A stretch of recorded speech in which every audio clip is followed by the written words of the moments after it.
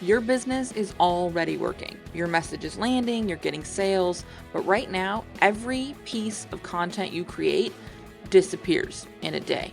And that's where a podcast comes in. Inside the Profitable Podcast Launch Accelerator, you and I are going to launch your podcast in 60 days flat with a full first season designed to bring in leads, nurture your audience, and drive sales.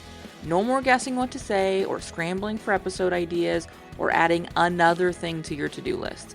We build the strategy, you just show up and record. The price is going up soon as this offer exits beta, and I want to make sure you have an opportunity to jump in before that happens. So head on over to uncommonlymore.com/accelerator and book your spot now. When we talk about using our podcast to sell, it is natural that we think about where's the line, because nobody is looking to be too salesy, is looking to seem too pushy. None of us want to feel like the used car salesman sort of cliche, right? I get it, but oftentimes that fear keeps you from creating exactly what you need to be creating in your podcast for it to be a real sales asset. And that's the conversation we're going to dig into today. Welcome to the More Profitable Podcast with Stacey Harris. I'm Stacey, and this is the spot to learn more about the strategies, tactics, and tools you need to build your more profitable podcast. My team and I work every day with podcasters like you to shift shows from frustrating time sucks to productive members of your sales team, because your show should be built to generate and convert leads. So let's get into it. I know you're thinking, Stacey, there's no way you ever have talked about this before, but I have. That's right. Today's answer, today's conversation, today's episode is actually straight from the podcast newsroom. That's right. This is the place I answer listeners' questions each and every month, twice per month, actually. And you can get your access over at thepodcastnewsroom.com. You can submit your questions over at uncommonlymore.com/AMA. But this question and this conversation was so important that I knew I wanted to bring it here on the More Profitable Podcast. Before we dig into this, I do want to set the stage because the podcast newsroom is a different podcast. It's got a different energy. And so you're going to hear me jump right in to answering the question. We're going to talk it through. And I want you to make sure if you have follow-up questions, if this opens anything up for you, that you reach out, that you let me know. So you can, if you have follow-up questions, submit them for future episodes or hop into my DMs or drop me an email. This is one of those ones where I'd really love to hear from you because this is likely something that is not I had this happen one time and I dealt with it and I never ran into it again. This is one of those things that shows up again and again. Even as we create new content, even I who teaches this, who does this, who works with our clients day in and day out creating assets like this, I occasionally run into this when I'm doing something like an audio sales page where I've really got to put in a little extra work. I've got to do a little extra mindset management because that's ultimately what this comes down to. So I wanted to bring this to you here. I'm going to get out of the way. Let's jump into this very special episode straight from the podcast newsroom. I'm stoked today because I have a different kind of episode. Generally speaking, we're talking pretty brass tacks here, and today's episode is maybe the most mindset-y. Now, let me be clear. It's mindset-y in the way I'm mindset-y, which is pretty brass tacks. But I want us to talk about this because here's the question. How do I align podcast content and sales goals without sounding too salesy, without sounding too pushy? And first, we're going to talk about the mindset of this, and then we're going to talk about the brass tacks of this, because the problem with this question is that the root of it is not about being salesy. It's not about making an offer. It's the two. It's too salesy, too pushy. And for most of the people who I work with, myself included, they were raised they were often too much. And maybe this resonates for you. Too loud, too pushy, too bossy, too much of a know-it-all. That's right, we all became expert service providers, coaches, and consultants. And, by the way, podcasters. But it's the two, right? It's the over. It's the above and beyond. That is what's stopping us. However, the issue is when we were told we were too loud and too bossy and too pushy and too much of a know-it-all, it just meant that we were speaking up, that we were leading, that we knew what we were talking about.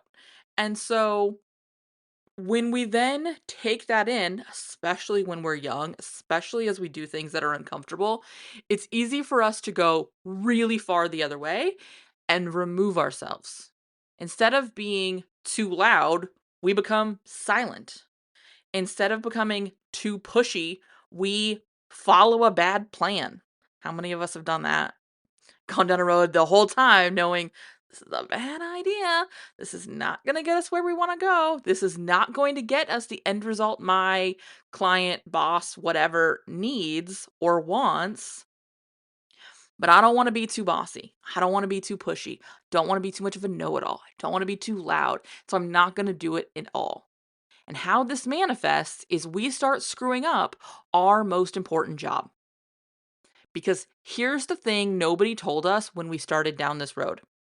Our most important job as a solo or micro business owner, as an expert in the service provider, coach, consultant kind of space, is sales. Is telling other people that we know what we're talking about and here's how we can do it for them and saying, do you want me to do it? Do you want to do this with me? And because we're afraid of being too salesy, we go the other way and we don't get salesy at all. We try to nurture them into compliance. We try to prove how smart we are until they're so overwhelmed with our genius, they throw credit cards at us, right? Almost never actually works, unfortunately, because you have to tell people what's next. You have to tell people what to do next. And so we avoid creating the assets. We avoid doing the brass tack things we're about to talk about in an effort not to be too salesy. What really ends up happening is we're not selling at all. We're not actually showing up and telling people what's next. And that's a detriment because, again, our primary job is not delivering our expertise as much as you and I would like it to be, right?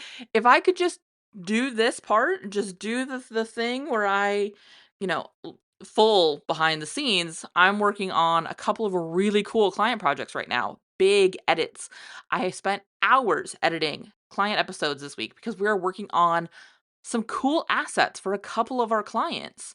And I had so much fun doing it, but that's not the most important part of my job. Even sitting down with clients for podcast strategy intensives and mapping out and auditing and getting strategic, that's not the most important part of my job because that's not actually the part that keeps the lights on. What is me coming in here and me talking to you and saying, hey, here's your next step. Join us for production. Let me do this for you. Let's sit down and do a podcast strategy intensive.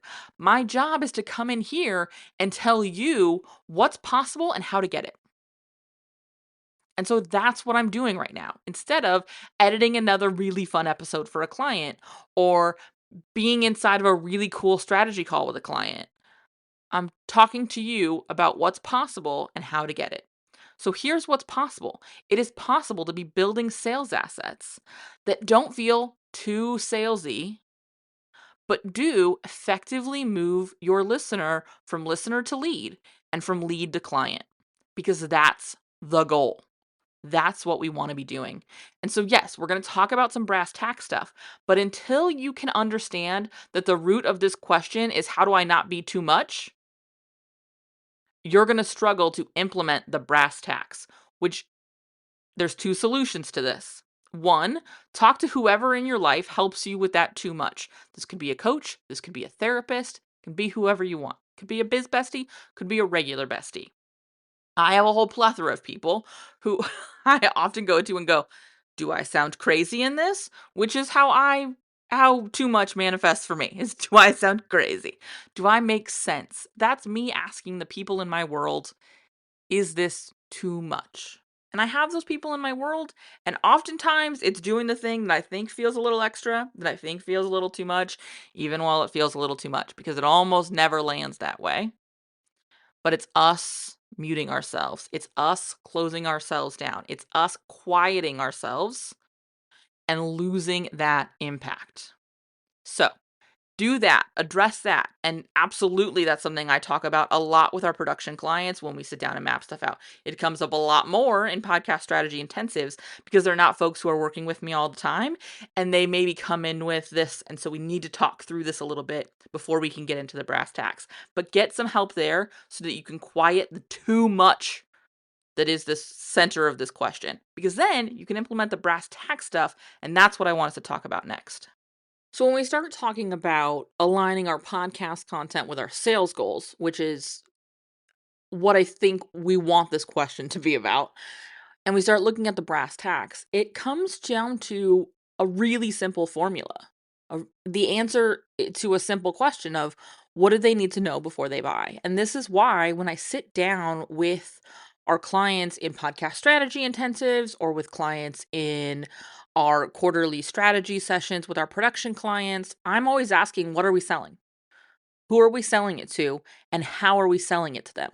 Because if I know the answers to those questions, we can start figuring out what the answers are that they need to know, they being the listener, to move towards that endpoint.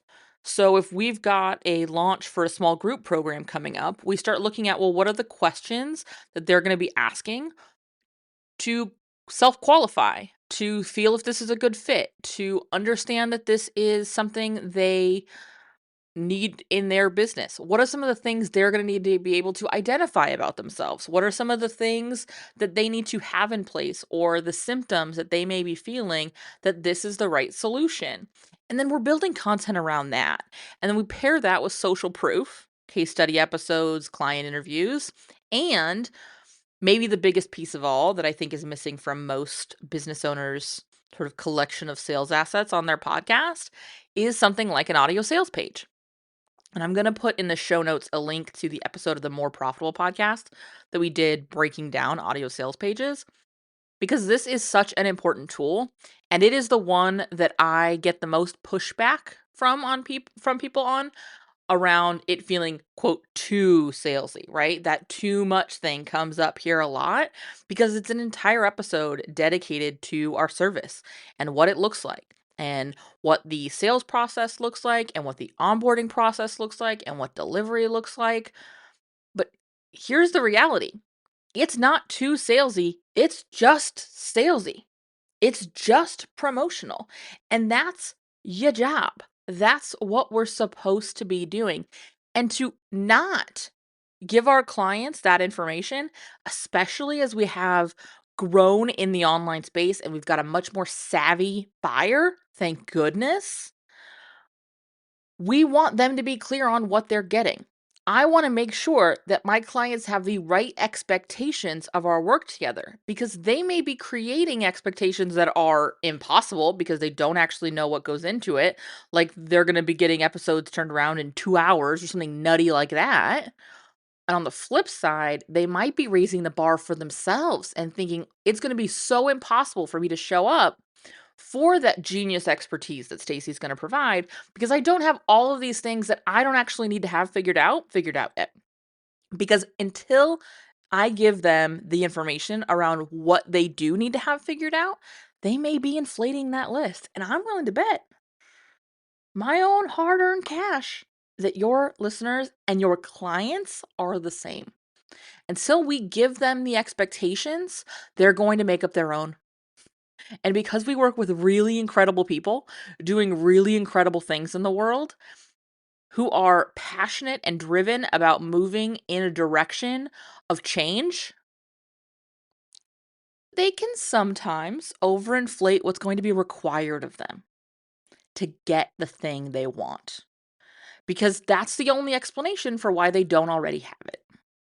And so it's not about being too salesy. It is about being salesy. And that means lining up what our sales goals are and then reverse engineering our content from that destination so that we're building something that resembles a path right towards where they need to go to get the change they want. All right? That's it. That's the show. It was quick and dirty today because I want you to spend some time looking at that too much piece and then book your call with me. It's as simple as that. Let us sit down. Let's build out your podcast strategy together. If you want to have us produce it, we can do that through production. If you've already got a production solution in place, but you don't have the strategy piece in place, then it's the podcast strategy intensive that's the next step for you. Either way, you and I need to have a chat so that we can be building assets for you that do some of this selling for you in a leveraged way, because it's a really, really powerful way to not constantly be in that loop of, am I being too much? Am I being too salesy? Am I talking about this too much?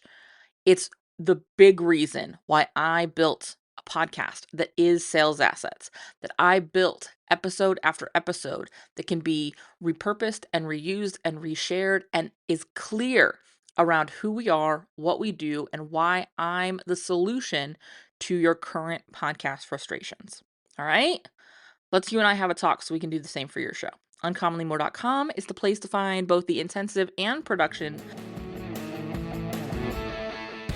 Thanks so much for listening to the show. Remember that content consumption does not make changes. So commit to doing something from today's episode. Maybe it's taking action on what we talked about. Maybe it's reaching out to me and learning more about podcast strategy intensives or what podcast production looks like with our team. All of that is over at uncommonlymore.com. And if you haven't yet signed up for the podcast newsroom, I want to remind you that is a great next step. If you're not really sure what comes next, hang out over there. Get those exclusive private episodes. That's over at podcastnewsroom.com. And the last favor I will ask, because social proof is endlessly important for sure, is to leave a rating or review for the show. If you go to ratethispodcast.com/more, that's the easiest way to do it. But I would love to hear what you thought of the show, what you think of the show, and if the show has been helpful for you. I can't wait to chat with you. So this is just the start of the conversation. Reach out so we can keep it going. Talk soon.